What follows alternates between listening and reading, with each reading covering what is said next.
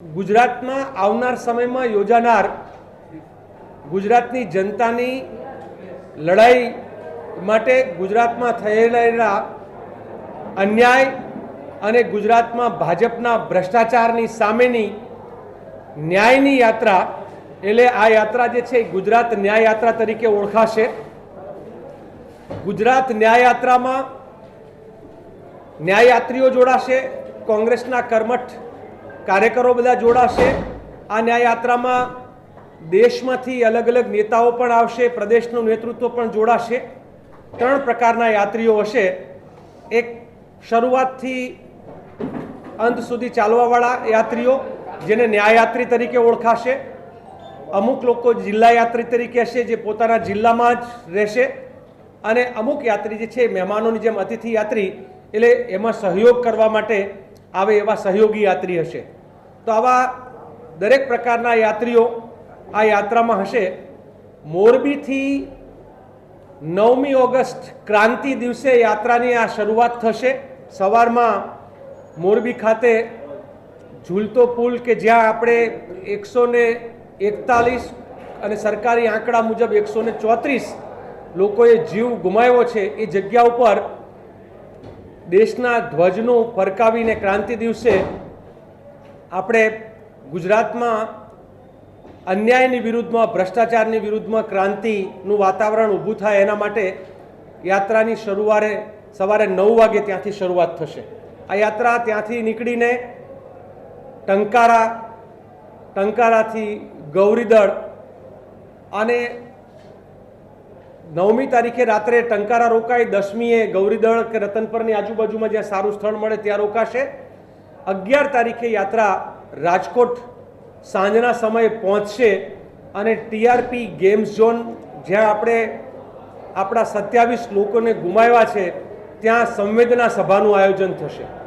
આ સંવેદના સભા સાંજના સમયે થશે અને ત્યાંથી પછી રાત્રિ રોકાણ રાજકોટ ખાતે જ આ યાત્રા કરશે।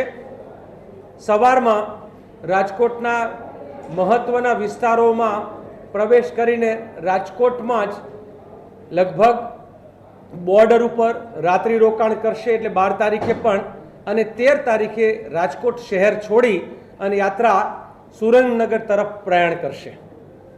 આ યાત્રા લગભગ 22-23 તારીખની આસપાસ ગાંધીનગર પહોંચશે, જે વાયા ચોટીલા, સુરેન્દ્રનગર, વિરમગામ, સાણંદ, અમદાવાદ, ગાંધી આશ્રમ અને ત્યાંથી પછી ગાંધીનગર ખાતે પહોંચશે। આ યાત્રામાં રોજ સવારે ધ્વજવંદન થશે। આ યાત્રામાં એક પહેલા વાહન જે હશે એમાં એક ઘડો હશે। આ ઘડો એટલે ભાજપના ભ્રષ્ટાચારનો, પાપનો ઘડો હશે। એમાં ગુજરાતની જનતાને જ્યાં એવું લાગે છે કે અન્યાય છે, અત્યાચાર છે ને એને કંઈક સવાલ છે, તો એમાં એ પોતે એના સવાલો નાખી શકશે।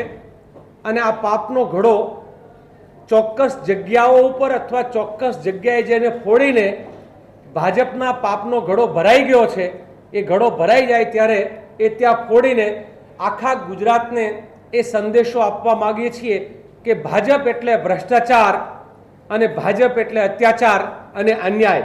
આ અત્યાચારી, ભ્રષ્ટાચારી ભાજપની વિરુદ્ધમાં ગુજરાતની જનતાની ન્યાયની લડાઈ 100 પદયાત્રીઓ કાયમી હશે, બીજા બધા પદયાત્રીઓ આવ્યા કરશે, જોડાશે, એવી રીતના આ યાત્રામાં થશે। યાત્રાનું માનો કે ચાલવા માટેના સતત ચાલવાનું, જેમ કે હું 15 દિવસ સળંગ યાત્રામાં ચાલવાનો છું, પાલભાઈ ચાલવાના છે, એમ બીજા થોડા દિવસમાં નક્કી થશે। જેનીબેન છે પદયાત્રામાં ચાલવાના છે, તેમાં બીજા પણ બધા મિત્રો છે। અમુક લોકો છે એ પોતાના જિલ્લા પૂરતું ચાલશે।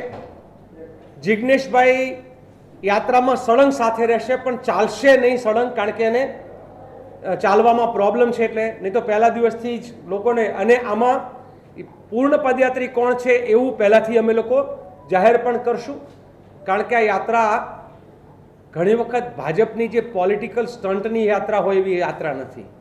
આ યાત્રા સમગ્ર રીતે અમારા પોતાના અંતરાત્માના અવાજની આ યાત્રા છે। આ યાત્રા ગુજરાતની જનતાની પીડાની યાત્રા છે। આ યાત્રા એટલે ગુજરાતમાં થઈ રહેલા અન્યાય અને અત્યાચારની વિરુદ્ધની યાત્રા છે। આ યાત્રામાં એક પણ ઇંચ આ દેશનો ઝંડો છે એ એવો નહીં હોય કે જે યાત્રાનો સળંગ રૂટ હશે ત્યાં કોઈ જગ્યાએ કુદાડીને જતા રહીએ. એટલે યાત્રા જે જગ્યાએ ઝંડો મુકાશે, ઝંડાનું સાંજના સમયે કાર્યક્રમ પૂરો થશે ત્યારે એનું આપવામાં સોંપવામાં આવે, બીજા દિવસે ઝંડો ત્યાંથી જ આ યાત્રીઓ પકડીને નીકળશે.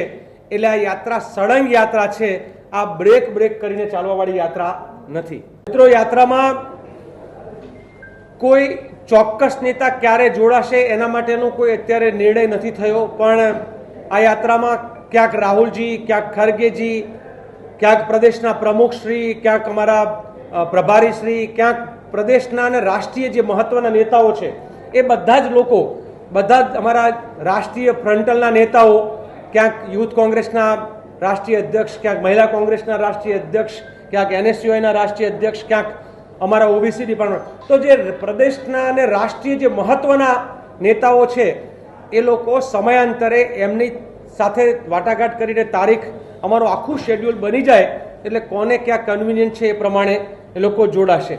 ચોક્કસ આપણે યાત્રાની શરૂઆતમાં જે ત્યાં ક્રાંતિ સભા શરૂ થશે ત્યારે મોરબીની ક્રાંતિ સભા હશે, રાજકોટ ખાતે જે છે સંવેદના સભા થશે, અને એ જ રીતે સંભવત સુરેન્દ્રનગર જિલ્લામાં 15 ઓગસ્ટ છે તો મહાધ્વજવંદનનો કાર્યક્રમ છે, આખો જિલ્લો મળીને કરશે. અને એ જ રીતે યાત્રાનું જ્યારે સમાપન હશે ત્યારે એ ન્યાય સભા સ્વરૂપે ગાંધીનગરમાં એ ન્યાય સભાનું આયોજન થશે, જ્યાં મહત્વના નેતાઓ ત્યાં હાજર રહેશે. કે જ્યાં સુધી નોન કરપ્ટ અધિકારીઓને તપાસ સોંપવામાં નહીં આવે ત્યાં સુધી સાચી ન્યાયિક તપાસ થવાની નથી. અને એ જ બન્યું જેની રાજકોટમાં, સૌરાષ્ટ્રમાં અને ગુજરાતમાં ચર્ચા હતી કે ભાજપના નેતાઓ અને પદાધિકારીઓને બક્ષી દેવામાં આવશે અને ફક્ત એક સાગઠિયા એકમાત્ર જાણે જવાબદાર હોય એ પ્રમાણેનું ચિત્ર ઊભું કર્યું છે. એટલે ભાજપની આ ભ્રષ્ટાચારી નીતિની વિરુદ્ધમાં એક પણ સમાજને આ સરકાર એક પણ કાંડમાં પણ ન્યાય આપવા માંગતી નથી. આની વિરુદ્ધમાં અમે લોકોએ ન્યાય યાત્રાનું આયોજન કર્યું છે અને અમે લોકો સંકલ્પબદ્ધ છીએ, છેક સુધી લડી લેવા છીએ. ન્યાય યાત્રા બાદ પણ પીડિત પરિવારોની લડવાની તૈયારી હશે તો એ બાદના કાર્યક્રમ પણ અમે વિચારીશું, પણ આ મુદ્દો અમે છોડવાના નથી. તક્ષશિલા, મોરબી, હરણીકાંડ અને TRP ગેમિંગ ઝોન ઉપરાંત ગુજરાતમાં જે પણ લોકોને અત્યાચાર, અન્યાય અને ભ્રષ્ટાચારનો સામનો કરવો પડ્યો છે એ બધા જ લોકોનું આ ગુજરાત ન્યાય યાત્રામાં સ્વાગત રહેશે. બધા જ લોકો ભારતીય જનતા પાર્ટીના પાપનો ઘડો લઈને અમે જે નીકળવાના છો એની અંદર ચિઠ્ઠી નાખી, લિખિતમાં રજૂઆત કરી, મૌખિક રજૂઆત કરી, એ જે અત્યાચાર, અન્યાય અને ભ્રષ્ટાચારનો ભોગ બન્યા છે એની વિગતો પણ અમારા સુધી આપી શકશે. એટલી આ પ્રેસ કોન્ફરન્સના માધ્યમથી જાહેરાત કરીએ છીએ.